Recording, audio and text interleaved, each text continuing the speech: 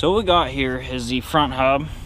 I just swapped out, and I also did the sway bar links. And just as a quick explanation of this real quick, I didn't want to make a whole video because I didn't feel like editing it, but just to explain to you how everything is done here real quick. The sway bar link you can see here, it comes in all the pieces. They typically come assembled in the right order, so you just need to do those. It is 14, both top and bottom. You just basically compress it a little bit. You don't want to overdo it and kill that thing. So moving on to the front hub assembly, basically all it is to this, you remove your rotor and your caliper and everything off. So obviously your rotor is held on here by the wheel. Once you take the wheel off, the rotor's loose, but the caliper and everything is holding it on. So the brackets, there are two here that hold the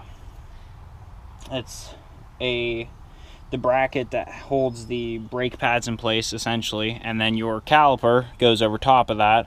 So two bolts hold that on, and then two bolts go through your caliper to hold that on. So when you go to take it off, you'll just have to compress it a little bit so you can slide it off and take that apart. As for the rotor itself, there are 3 bolts in a triangle pattern, and you'll have to slip this connector through. And when you're doing that, when you go to put everything back together, you want to make sure that you have this bracket to hold the wire in place back on there. Otherwise, you'll probably have to come up with something creative to hold it. But yeah, just don't forget the connector, and you have to make sure the connector gets in there around the axle without damaging anything. The only other thing to make note of is your the nut here, the axle nut. I can't think of the proper name off the top of my head. It's a 34 mil. It's probably actually a standard size, but 34 mil fits. So you'll have to take that off in order to get that. So make sure you have those sockets ahead of time. Most of the hardware for this is 13, 14, or 15 mil. So as long as you have a couple of ratchets, those, maybe some wrenches, and a 34 mil for that, and then the lug size is a 3/4 on this 06. So as long as you have all that, you should be good.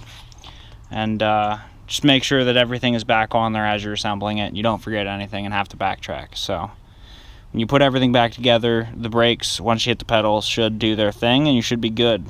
These ones we had to replace because we had, well, the sway bar links were busted, but the rotors, this side had a disconnected wire on this, so we just went ahead and replaced both.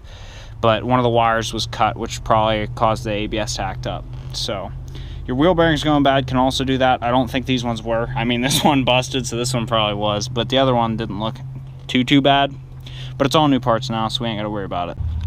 So 2 other things I forgot to mention right quick.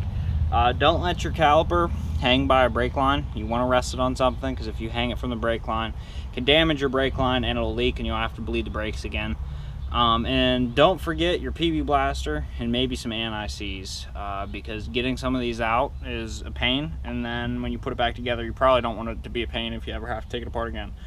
So just remember those couple of things. The other thing I would recommend is if you need to do the struts, now would also be the time to do it, or axles, or whatever else you want to do. But clearly I'm not doing all that, but that is definitely a good option, or a good route to go.